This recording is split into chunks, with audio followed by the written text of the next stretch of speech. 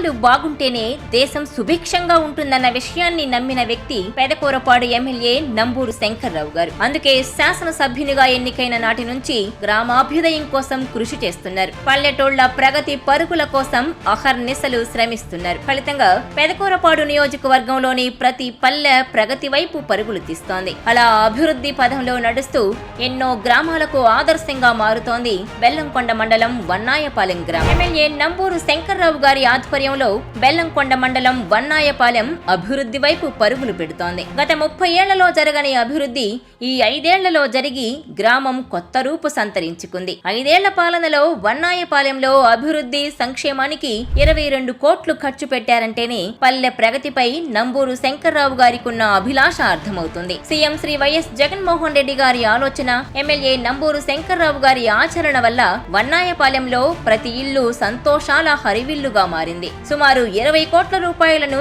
సంక్షేమ పథకాల రూపంలో లబ్ధిదారులకు అందించారు.